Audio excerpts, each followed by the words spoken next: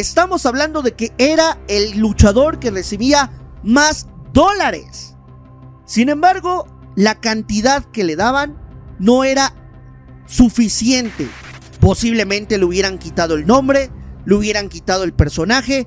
¿Y cómo iba a llegar a México sin nombre y sin personaje? No vendiendo sus creencias, no vendiendo su legado, no vendiendo su ideología, no vendiendo prácticamente su patria. Sabiendo WWF qué significaba un legado tan importante, intentara comprarlo, intentara ganarlo a punta de billetazos, intentara lograr algo diferente. Se cree que Vince McMahon no quería a ningún luchador mexicano.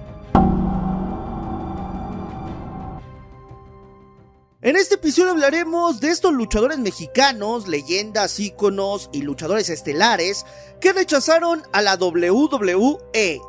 Sí, sería algo extraño, inconcebible, pero lo hicieron. ¿Cuáles fueron sus razones? ¿Por qué rechazaron? ¿Por qué no se vendieron? Cuando esta empresa da prestigio, da muy buen dinero y sobre todo también da, pues digamos, ese reconocimiento internacional. Una vez que pisas esta empresa te valoras más.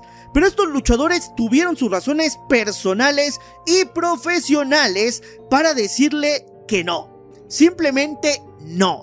Así que hablaremos de estos casos en este episodio que, como saben, son episodios un poquito largos. Si quieres un video corto, este no es tu video, pero van a ser entretenidos porque hablaremos de contexto y de las situaciones específicas que en otros lados no te quieren contar.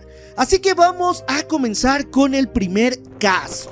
Primero tenemos que hablar de uno de los luchadores más importantes de la lucha libre mexicana, si no es que el más importante de México, sobre todo a nivel internacional.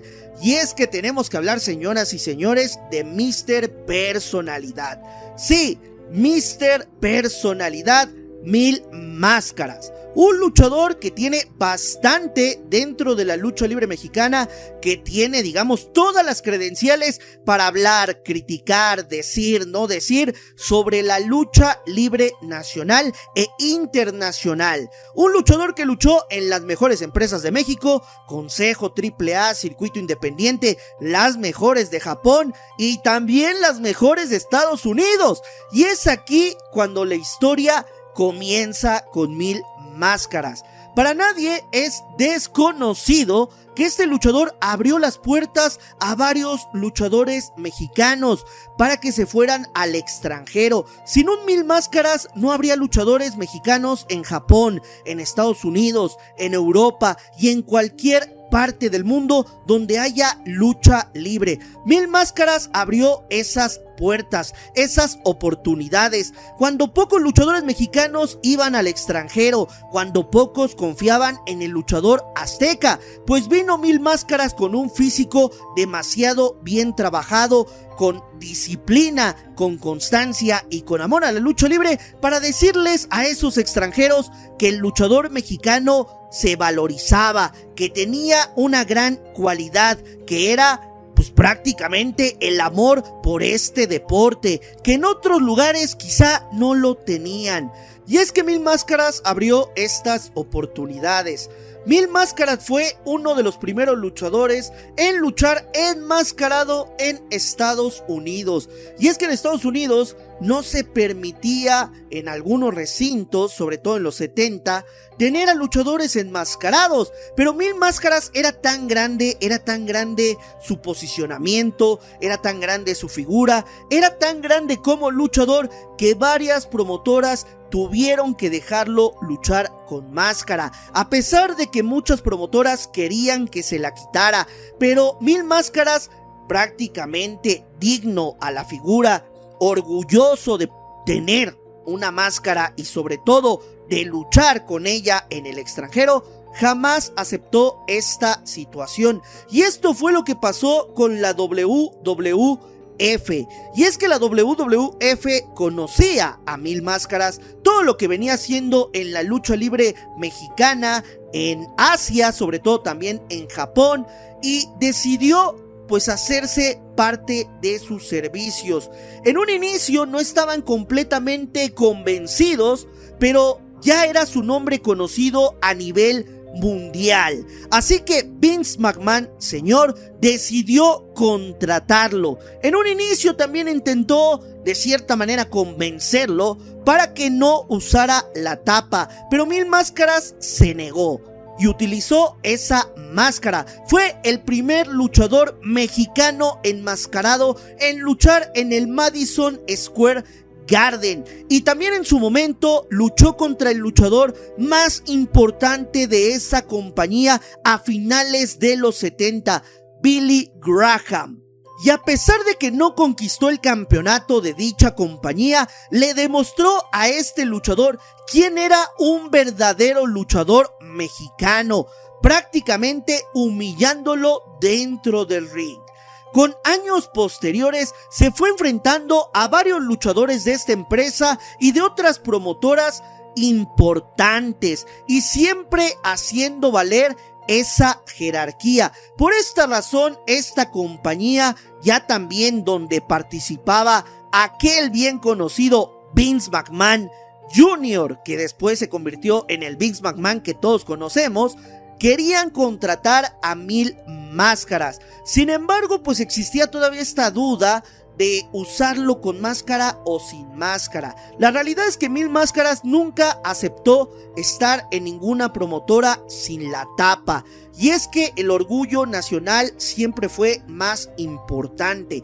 Debido a esta situación, no aceptó fichar para esta compañía, además de que lógicamente solamente tenía que luchar para esta empresa, ya que comenzaban estas situaciones de ampliación, de monopolio de la WWF.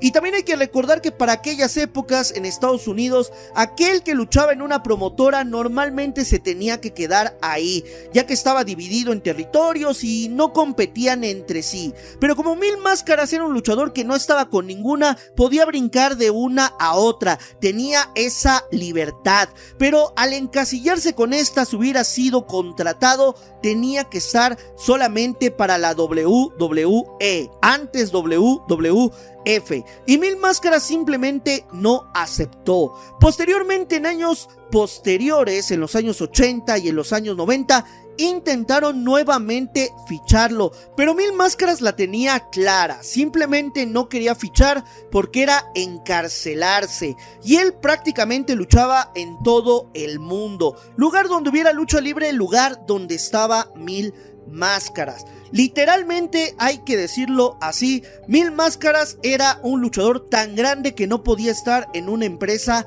de planta específico. Y sí, WWF tenía luchadores muy importantes. Ya también en los 80 había firmado a luchadores como Hulk Hogan, pero Mil Máscaras simplemente era Mil Máscaras. Muchos dicen que era soberbia, ego, que incluso se creía más de lo que debía, pero este luchador sabía lo que costaba, sabía lo que valía, y por más que le pagaran grandes cantidades de dinero, él simplemente no aceptaba. Sí, es cierto que en años posteriores, sobre todo en los 90, luchó en empresas como WCW por corta temporada, por fechas independientes, incluso en la WWF a finales de los 90 luchó por ahí en el 97 en el Royal Rumble, tuvo algunas participaciones más, pues simplemente esto fue como talento, digamos, independiente. Un luchador que tenía ese privilegio, era de los pocos que podía pasar de una empresa a otra y no le decían absolutamente nada. Esto nunca había pasado, sobre todo en los 90, que había competencia con las empresas grandes, WCW y WWF, pues no había pasado con ningún otro talento, pero Mil Máscaras era más grande que la lucha libre en sí. Era de esos luchadores que podía estar donde quisiera, como quisiera y cuando quisiera, y nadie le iba a decir absolutamente nada. Así que WWF volvió a intentar ficharlo a finales de los 90, pero volvió a pasar exactamente lo mismo. Aunque Mil Máscaras ha hablado de alguna manera bien de la WWE, de la WWF, sobre todo cuando lo metieron al Salón de la Fama ahí en los primeros años de la segunda década de los 2000, pues este luchador dejó muy claro que no necesitaba de esta compañía, que venció a los luchadores más importantes de la misma y que este luchador pues simplemente era él, luchaba en donde quisiera.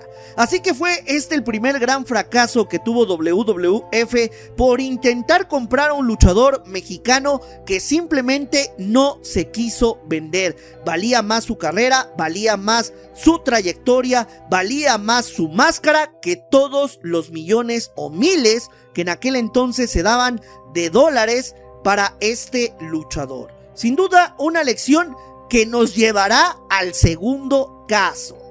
Y es que en este segundo caso hablaremos de un luchador mexicano igual de importante que 1000 máscaras para la lucha libre mexicana, hijo de una gran leyenda, el enmascarado de plata, El Santo. Sí, estamos hablando del hijo del Santo que se retiró en el año 2025 y que lamentablemente este luchador pues siempre fue comparado con su padre, siempre fue, digamos, criticado porque su papá fue una gran leyenda, un luchador que estuvo en las épocas doradas de la lucha libre, que sin su imagen no se podría concebir absolutamente nada de la lucha libre que hoy conocemos, y que es una figura mítica, emblemática, que cualquier aficionado de la lucha libre identifica. Incluso aficionados que no son de la lucha libre, que les gustan otros deportes, saben quién es El Santo. Lo vemos en las arenas, los vemos en los mercados, las máscaras,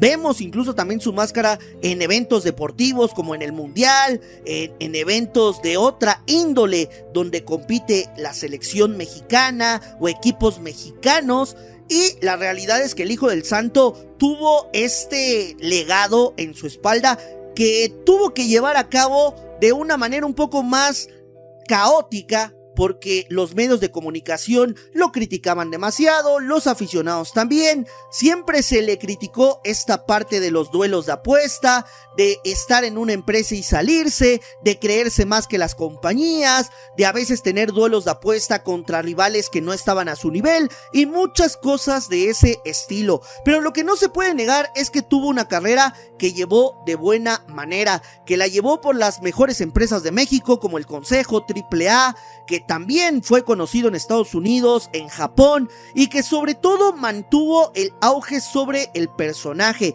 Siempre se habló del hijo del Santo. En algún punto ya se dejó de hablar de su padre, y es que esa sombra de su padre poco a poco se fue diluyendo. Con el paso de las décadas hablábamos más sobre la trayectoria del hijo del Santo, lo bueno, lo malo, las controversias, las polémicas, que de El Santo.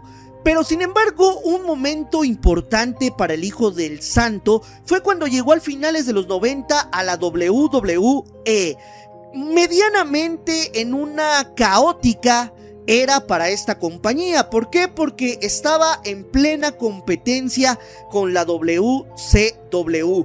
Era cuando estaba la era de la WCW, que era la más fuerte, cuando estaban venciendo a esta compañía de Vince McMahon, que en aquel entonces era el dueño de esta empresa, y la WWF quería hacer de todo para vencerlos. En aquel entonces la WCW tenía a muchos mexicanos, una división crucero prácticamente fabricada a base de luchadores mexicanos como Elia Parr, como Rey Misterio, como Eddie Guerrero, como Juventud Guerrera, como Halloween, como lógicamente La Parca, Héctor Garza y muchos más. También en WWF tenían a luchadores mexicanos e iban incorporando más, hasta el punto de hacer una alianza con la AAA. Pero el punto de todo esto, el punto medular, valga la redundancia, era que esta compañía quería hacer una división de luchadores latinos, luchadores mexicanos en específico. Por eso se creó el programa de los Superastros, donde llevaron a luchadores como por ejemplo Rey Bucanero, Negro Casas y sobre todo el Hijo del Santo. No podía faltar. Y es que la imagen del Hijo del Santo era conocida por los latinos y también por los americanos en Estados Unidos, así que era muy importante llevarse a esta figura. Y es que el Hijo del Santo era sinónimo de venta de máscaras, venta lógicamente de boletos para el público latino y uno que otro curioso americano, y también lógicamente porque era una figura internacional reconocida. Tenía otro estilo, tenía otra forma, pero al final de cuentas era el hijo de la leyenda. Y es que su papá, incluso en el pasado, en los 70s, en los 80, era utilizado en imagen, ni siquiera como luchador para llevarlo, para que participara en las luchas, para atraer público. Muchos luchadores utilizaron en modo de parodia, en modo de sustitución, de imitación, la imagen del santo. Así que era una imagen conocida, por eso el Hijo del Santo tenía que estar ahí, por esas generaciones de los 90 que lo conocían y por las generaciones que conocieron a su padre. Para empezar, el Hijo del Santo llamó la atención con este programa, con los superastros. Digamos, hasta parte del programa estaba alrededor del Hijo del Santo y de rivalidades con el Hijo del Santo, quien era tratado como una verdadera figura, por lo menos por esta compañía, a diferencia de muchos mexicanos que literal pues eran uno más. Hay que dejarlo así, hay que decirlo así.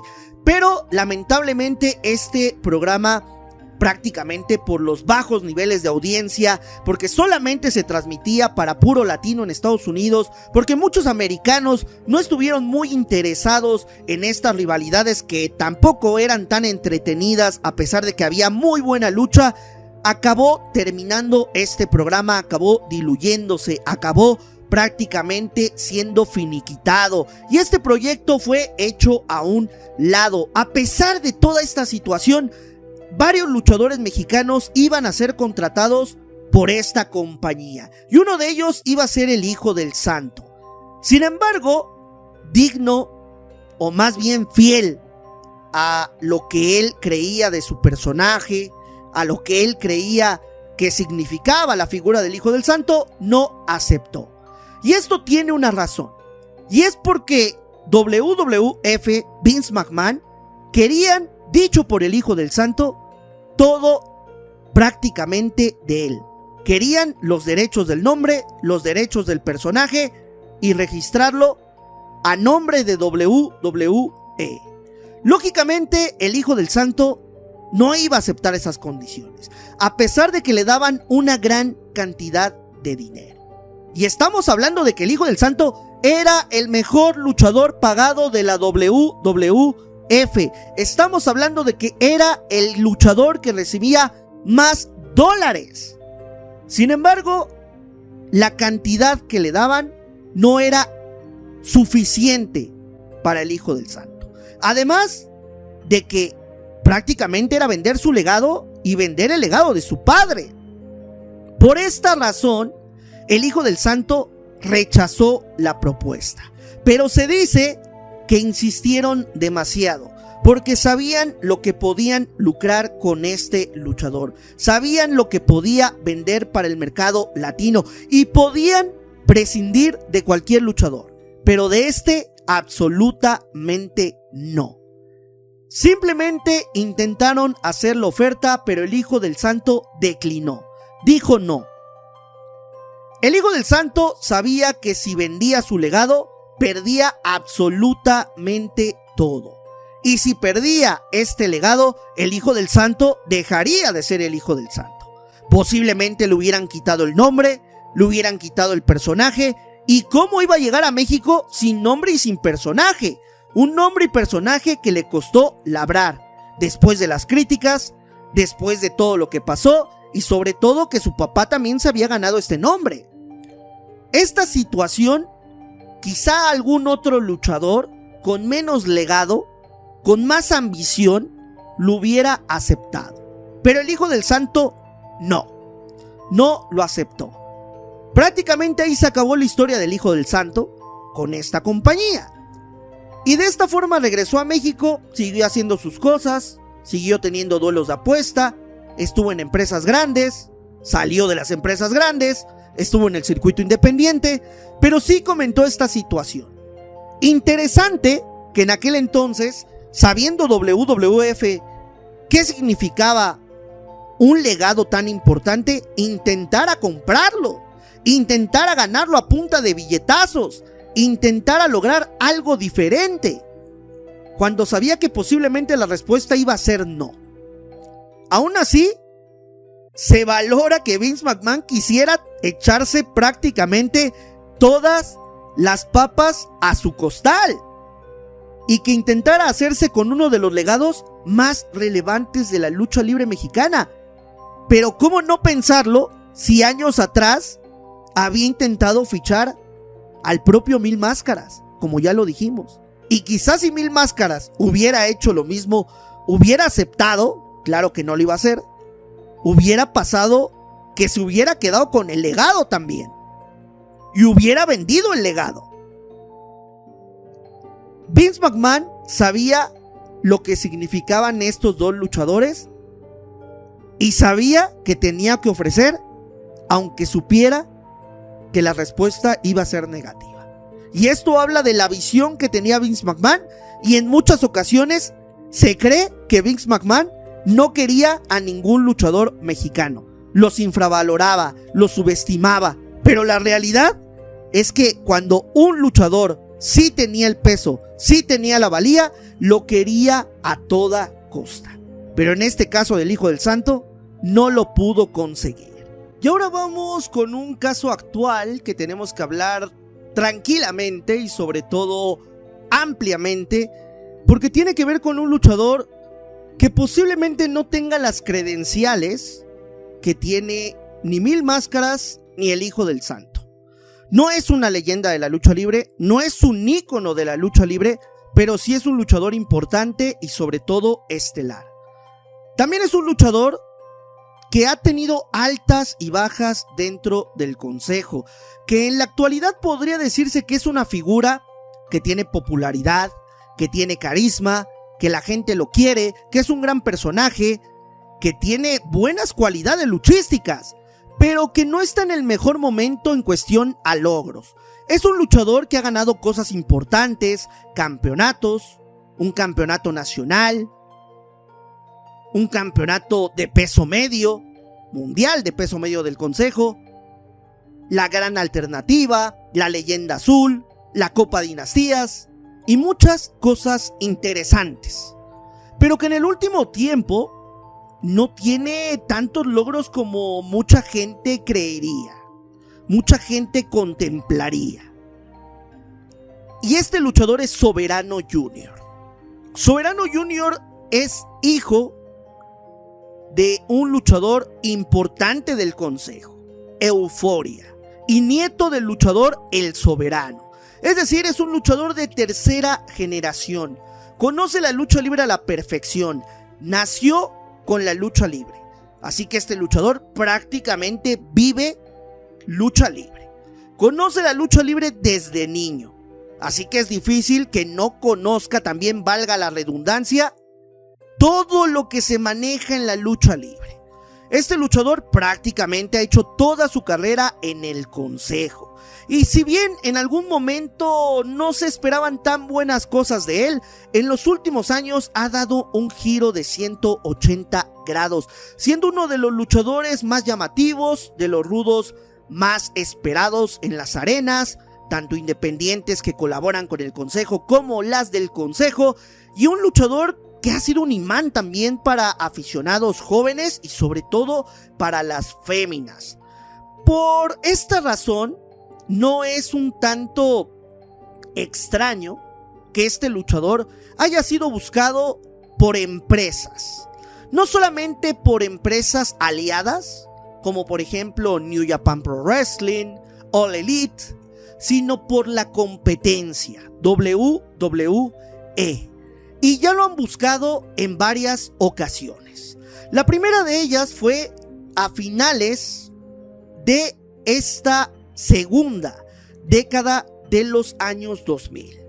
Soberano Jr. apenas venía levantando su carrera, venía haciendo las cosas bien, ganando algunos torneos, ganando algunos campeonatos, y fue llamado por una ex trabajadora del consejo, una ex luchadora. Muchos la conocen como Dark Angel, pero otros como Sarah Stock. Hay que recordar que Dark Angel luchó durante mucho tiempo en el Consejo Mundial. Era una luchadora extranjera canadiense, pero referente para la lucha libre mexicana. De hecho, mucha gente la sigue recordando. Esta luchadora, en algún punto, dejó su lugar en el consejo, se fue a Estados Unidos, luchó en empresas como TNA y fue reclutada como maestra, coach, como se le quiera decir, para la WWE. Lógicamente esta luchadora entrenaba a otras luchadoras, pero sabía de que esta compañía hacía pruebas para reclutar a talentos jóvenes, talentos de todos los países. Así que en una de esas pruebas, ella llamó a Soberano Jr. y le dijo que fuera a hacer la prueba, que él tenía talento, que ella de cierta manera lo estaba recomendando para que pudiera enfilarse y ser parte de la WWE. Ya saben que primero pasan por el Performance Center, se van a NXT y si les va bien llegan al elenco principal. Así han llegado muchos luchadores como por ejemplo la Catalina, que ahora está en AAA. Y muchos luchadores no pudieron llegar como por ejemplo el hijo de Wagner, Bestia 666... o incluso la misma Stephanie Baker, que hizo su prueba en su momento y que no se quedó hasta años después cuando la propia empresa la contrató. En el caso de Soberano, Soberano declinó la oferta porque él quería concentrarse en el Consejo Mundial de Lucha Libre. También hay que tomar en cuenta que esto solamente era más bien una sola prueba, pero iba a tener las facilidades de que esta luchadora Dark Angel pudiera hablar con alguien de ahí. Ya saben, no quiero hablar de corrupción, pero quizá ayudarlo para poder entrar más fácil, para que lo vieran más, para que lo valoraran más y sobre todo para que pudieran, digamos, estar más al pendiente de lo que él hacía. Él rechazó por esta razón. Para muchos fue perder una gran oportunidad. Para muchos fue prácticamente bloquearse y no expandirse cuando en el consejo, si bien estaba siendo tomado en cuenta, pues había muchos luchadores como él jóvenes que estaban empujando fuerte. Sin embargo, el tiempo pasó y Soberano Jr. estaba bien dentro del consejo, siendo una figura en los últimos tiempos estelar, pero sin llegar a ser esta figura como Místico, esta figura como Atlantis, esta figura como Blue Panther. Lógicamente no, pero sí teniendo más visualización. Al final de cuentas, Soberano Jr. para muchos estaba siendo desperdiciado, porque muchos luchadores de su edad como Atlantis Jr., como Máscara Dorada, como Esfinge, como Templario, como Titán, estaban ganando campeonatos y estaban ganando duelos de apuestas. Y él casi no. En la cuestión de duelos de apuestas simplemente no han aparecido y los campeonatos y logros han disminuido. Por eso se comenzó a hablar de una situación rumorada de que AAA, ahora que había sido comprada por WWE, estaba buscándolo.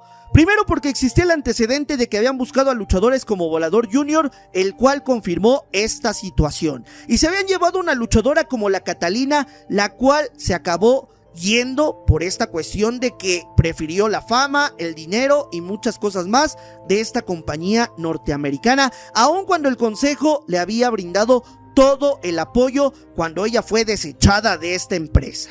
Estos rumores acabaron siendo ciertos. En un inicio solamente pasaba de que la gente quería que se fuera a esta empresa, sobre todo los fans de AAA querían que Soberano se fuera de esta compañía porque parecía ser que este luchador estaba siendo poco valorado, simplemente por la cuestión de logros y de éxito. Pero esta situación dio un giro de 180 grados cuando el propio luchador lo confirmó. Volvió a mencionar que en el pasado lo habían buscado, pero que en el presente lo habían vuelto a buscar, pero que él estaba prácticamente de lleno con el Consejo Mundial de Lucha Libre, que era su casa, que era su hogar, que prácticamente no iba a dejar el barco, que el wrestling no era lo de él, que él defendía lo nacional, la lucha libre mexicana, que ninguna persona que volteara los ojos ni que escupiera agua haciendo referencia a Triple H y el Undertaker lo iban a convencer, que el dinero no le iba a ganar, que no le interesaba el dinero, que le interesaba triunfar en el consejo, como cualquier luchador mexicano que quería tener éxito, que ese era el sueño que siempre tuvo, estar en el consejo. Algo que irónicamente le comenzaron a recriminar los aficionados, porque hoy en día no es el máximo referente del consejo y que tiene todo para tener esta posición, pero por el contrario, luchadores como Místico son quien la tienen, y que mientras estén luchadores como Místico será difícil estar en ese lugar. La realidad es que Soberano, a pesar de esto y a pesar de que sabe que hay luchadores más arriba que él ha decidido quedarse.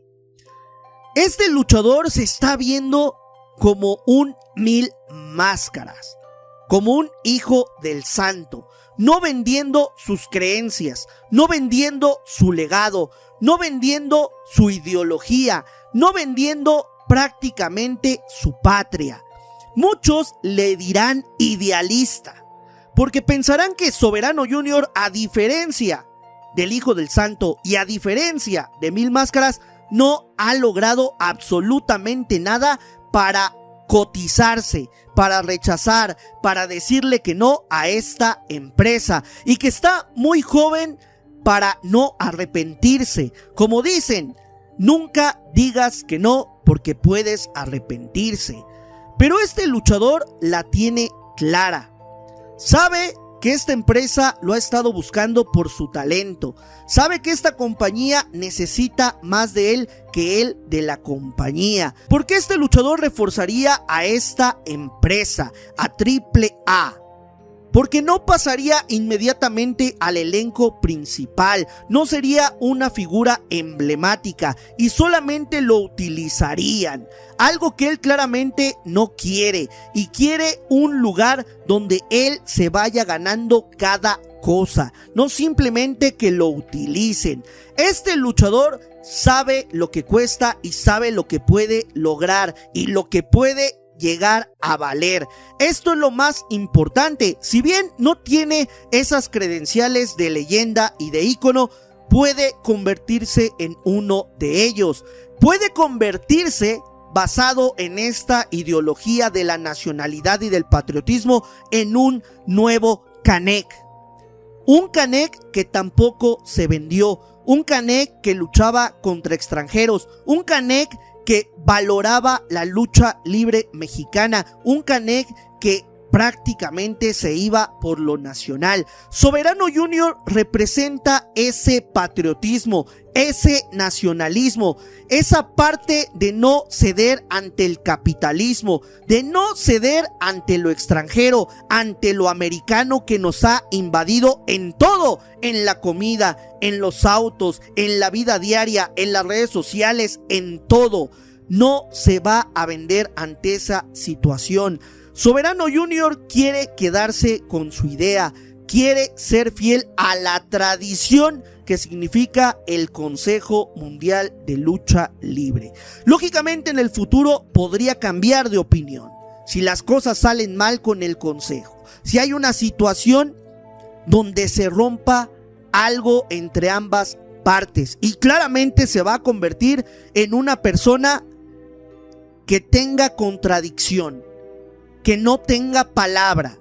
Pero si este luchador mantiene su palabra, va a pasar a la historia como uno de los principales luchadores que no se quiso vender a la compañía más poderosa del mundo, y más poderosa aún porque tiene atrás a un imperio importante como es TKO, que son dueñas de UFC y dueñas de WWE, y que prácticamente se traen a cualquier luchador a punta de billetazos, que se han traído a luchadores como Evil y como por ejemplo Tanahashi, que prácticamente eran inamovibles de New Japan, a punta de billetazos, porque se han traído al luchador que quieren a punta de billetes verdes, a punta de prácticamente apantallarlos con el dinero y la fama, y Soberano no se está dejando ir con esta situación.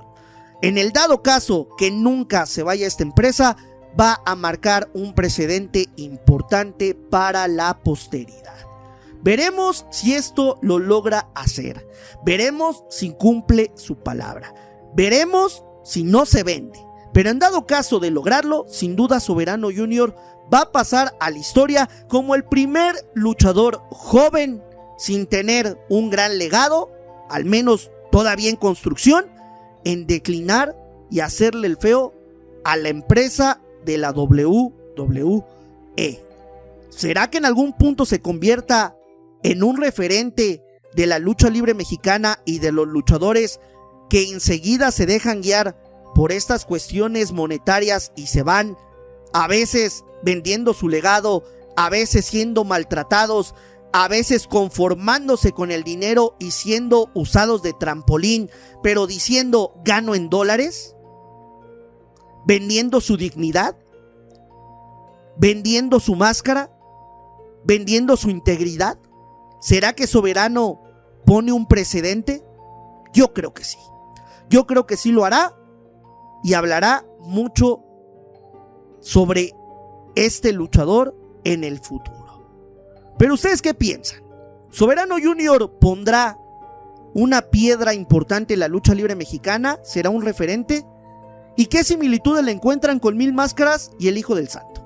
Para mí, estos tres luchadores, dignos referentes de la lucha libre mexicana y sobre todo, luchadores congruentes con lo que valían.